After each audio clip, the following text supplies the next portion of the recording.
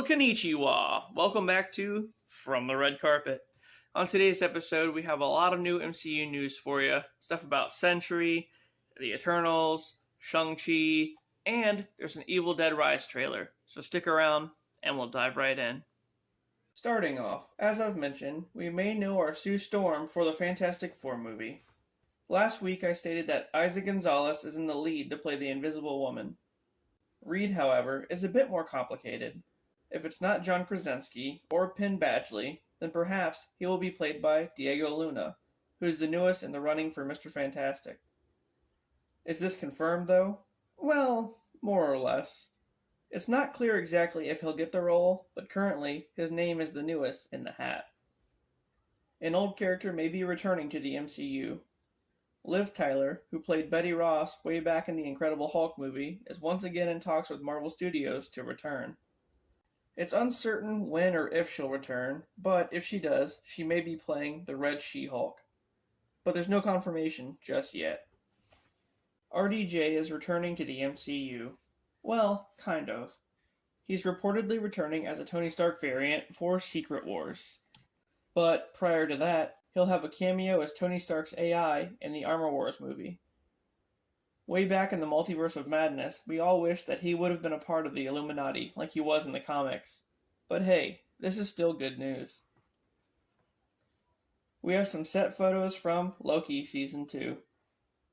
Here we can see Loki standing with Mobius in suits. It looks like they're in some kind of sketchy part of town, judging off the background there. Then, we have Sylvie in street clothes just hanging out on a couch listening to some music. Or maybe she's going through some old tapes to find information.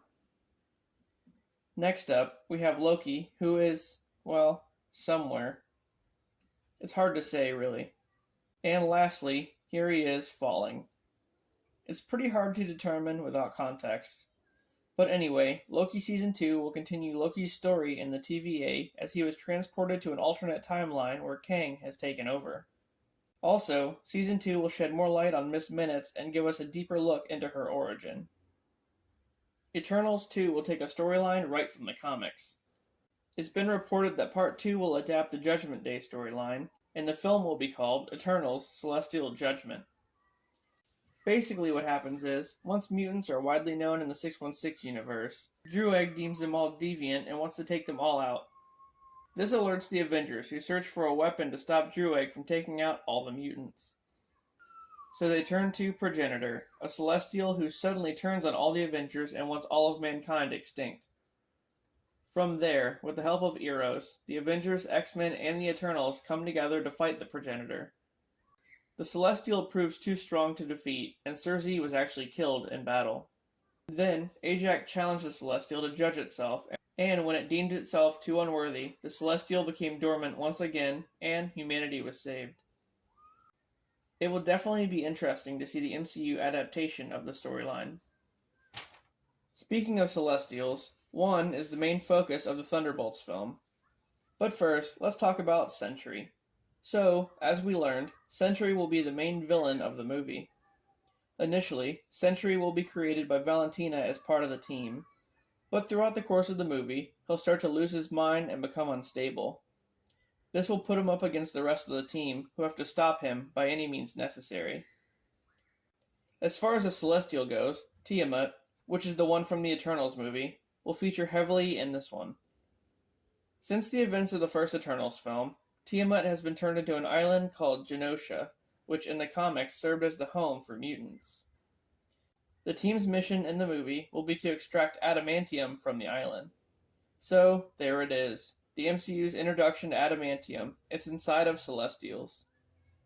Anyway, aside from the Thunderbolts, Genosha will also be featured in New World Order.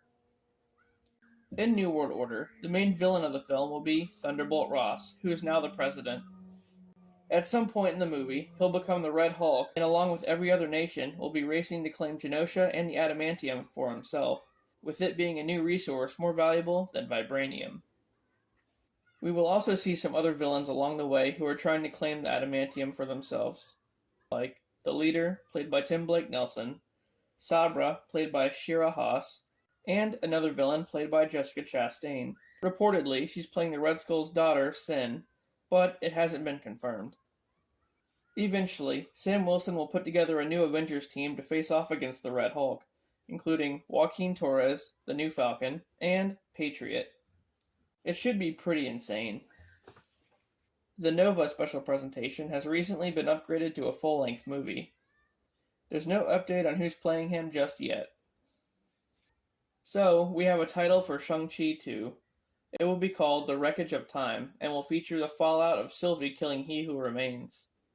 The film will also lead into the Kang Dynasty. Deadpool 3 has another past character returning. In addition to Hugh Jackman reprising the role of Wolverine, and Chris Evans apparently playing Human Torch, yet again, Anna Paquin is said to be returning as Rogue for the movie. And of course, this one deals with Deadpool and the TVA, and will have Deadpool going to the Fox universe to kill off the X-Men and the Fantastic Four.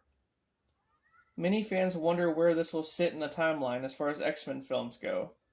And recently, Hugh Jackman confirmed that Deadpool 3 will happen before Logan. Secret Wars may reintroduce some old characters back into the MCU. Like I said, we'll see an Iron Man variant in the film. But that's not all. Along with the current Phase 4 characters, we will see all sorts of characters from older Marvel films like Tobey, Andrew, and Hugh Jackman. It's even been reported that Tobey and Hugh are going to share a fight scene at one point, and that sounds pretty epic. Also, we may see the introduction of Balder the Brave, played by Daniel Craig, who was supposed to be in the Multiverse of Madness originally. At the time, it's hard to say who else we'll see, but I can't wait to find out. We've got some new set photos from Joker, Folie A Deux. Here we can see Lady Gaga as Harley Quinn, sporting her classic colors, and has the Margot Robbie hair. I think she looks pretty cool. And lastly, guys, we have a trailer for Evil Dead Rise. This is the newest and 5th installment in the Evil Dead franchise, and will be about two sisters in a Los Angeles apartment building. So Beth pays an overdue visit to her older sister Ellie, who's a single mother of 3 living in LA. From there, someone finds the Necronomicon hidden within the walls of the building, and all hell breaks loose when the Deadites appear. Let's take a look.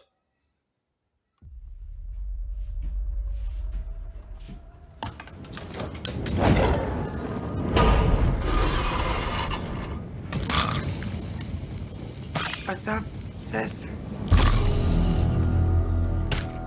I had the most beautiful dream. It was the perfect day. And all I could think about was how much I wanted to cut you all open and then climb inside your bodies. So that we could stay one happy family.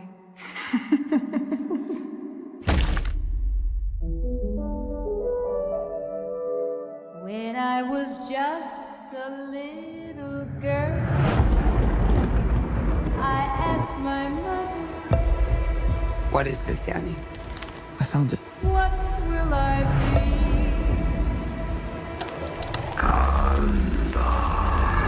Will I be pretty?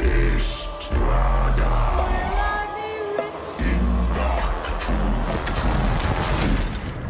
Here's what she said to me.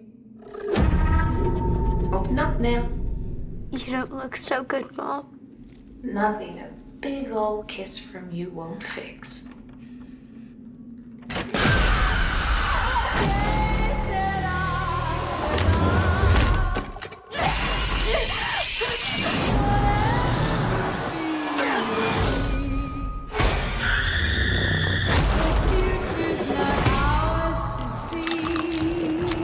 I'm getting us out of here. I promise. You'd be a good mom someday, honey pie. Oh, yeah? Yeah, you know how to lie to kids.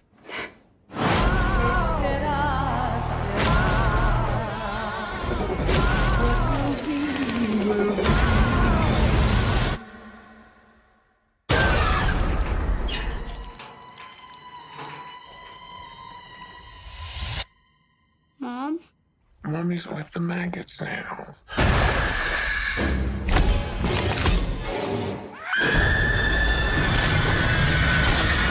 What will be, will be.